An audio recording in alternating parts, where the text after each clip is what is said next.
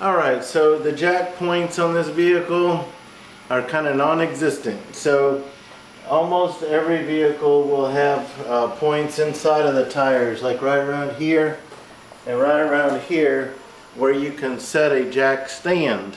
However, that's not a jack point. A jack point is supposed to be a safe place in the design of the vehicle where you can use a floor jack to jack up the vehicle high enough to place a jack stand in these locations.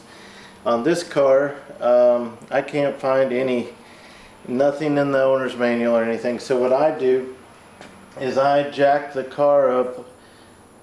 You put my floor jack on these locations that are meant for the jack stands, jack up the vehicle, and then place the jack stand as close to that point as I can get, so that I have dual methods holding up the car. So I don't want to trust my life to just a floor jack or just a jack stand.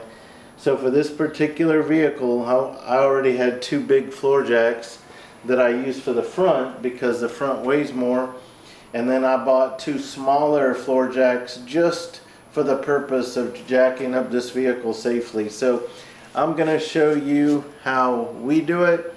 I'm going to show you what these jack points look like the best I can, so that you can identify them on your vehicle. So right here is the back tire, and then under here you have what's called a pinch weld.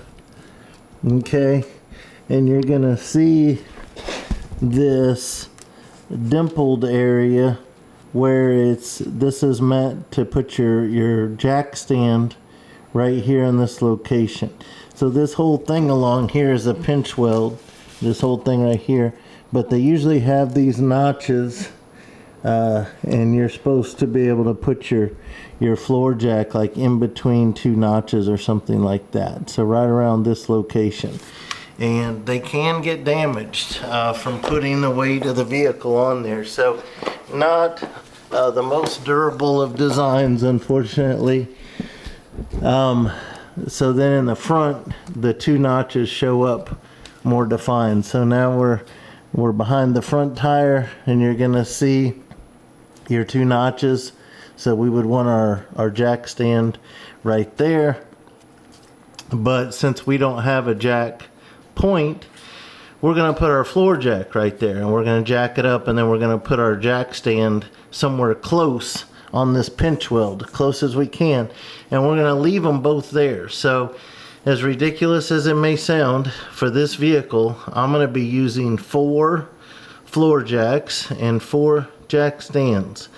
And that's just the only way I've felt safe working under this vehicle. So that's what we're going to do right now.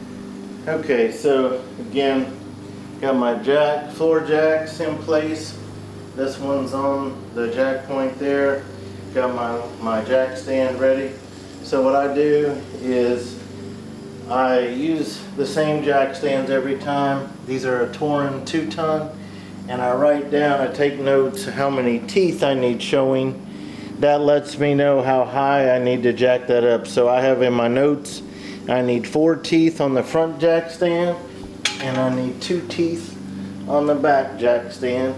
I've got my emergency brake set. I'm gonna jack the front up first, so I'm gonna take these wheel chocks and I'm gonna set them into the back tires. And then when we're jacking up the front, keeps the car from rolling backwards. So I just set those behind the tires. You'll see on this side, same setup. I've got my 3-ton jacks in the front. I got my 1.5-ton jacks in the back. I normally would not recommend buying a floor jack this small. Like I say, the only reason I did it was just to hold up this particular vehicle. I like the 3-ton floor jacks. So I've already got these in place. So what we're going to do off camera is my wife will be operating one of these floor jacks and I'll be operating the other, and we'll kind of go up, one of us on either side, jacking up this front until we can get these jack stands in place Then we'll move to the back and we'll do the same thing until we have the whole car off the ground. Alright, so right now we have all the weight of the car on the 4 floor jacks, and the jack stands are pushed under where they need to be right under the pinch weld.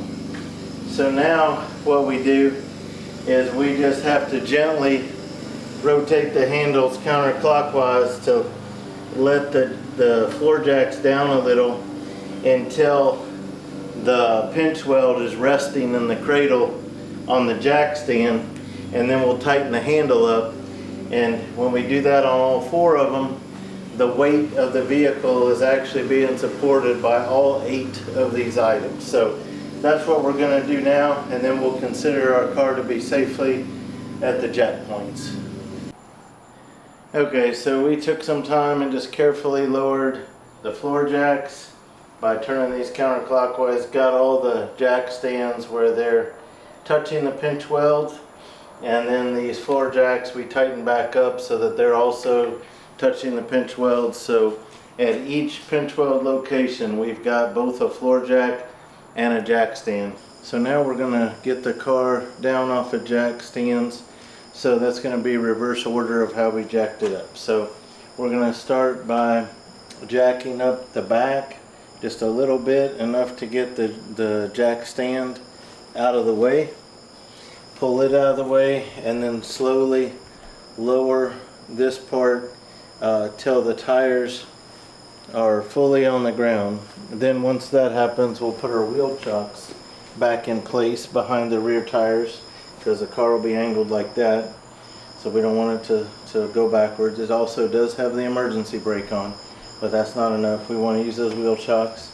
So we'll get rid of the whole back end, the floor jack and the jack stands, and then we'll come up to the front. We'll jack up the front just enough to get our jack stands out of the way. Then we'll use our floor jacks to lower the front tires all the way down, get everything out of the way. Don't forget to get your wheel chocks out of the way before you try and back your car up.